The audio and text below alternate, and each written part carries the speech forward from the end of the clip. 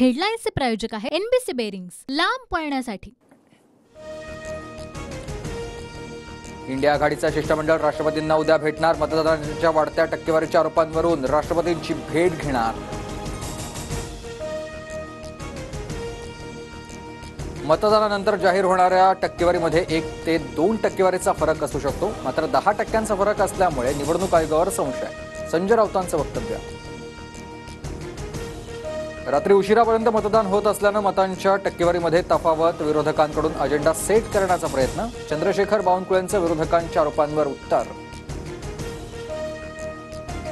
निवडणूक आयोग कोणत्या आधारे मतदानाची आकडेवारी वाढवत आहे? मतांच्या टक्केवारीतील 10 ते 12% तफावत ही गंभीर बाब। काँग्रेस प्रदेशाध्यक्ष नाना पटोलेंचं वक्तव्य। शिंदे 2013 मध्येच 4 आमदारांसह काँग्रेसमध्ये जाणार होते। आमदारांनी माघार घेतल्यानं शिंदेंचं बंड फसलं, राजन विचारेंचा दावा। एकनाथ शिंदे काँग्रेसमध्ये येणार होते, वरिष्ठांमध्ये चर्चा होती। राजन विचारेंच्या दाव्याला विजय वडेट्टीवारांचा दुजोरा।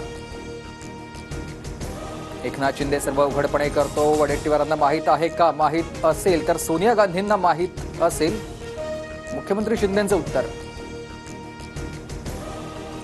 अनेक प्रादेशिक पक्ष काँग्रेसमध्ये विलीन होऊ शकतात। वैचारिकदृष्ट्या आम्ही गांधी नेहरूंच्या विचारसरणीचे। वृत्तपत्राला दिलेल्या मुलाखतीत शरद पवारांचं वक्तव्य।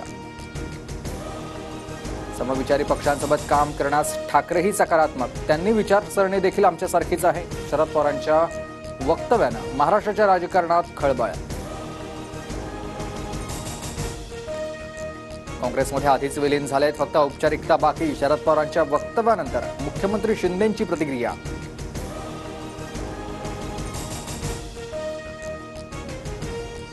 नामांतराच्या मुद्द्यावरून राज्य सरकारला दिलासा। औरंगाबाद आणि उस्मानाबादच्या नामांतराला विरोध करणाऱ्या याचिका उच्च न्यायालयानं फेटाळल्या। रांजणगाव एमआयडीसी परिसरात वेडेवाकडे प्रकार करणाऱ्यांना आचारसंहिता संपल्यानंतर सरळ करतोच, अमोल कोल्हेंचं नाव न घेता अजित पवारांचा दम।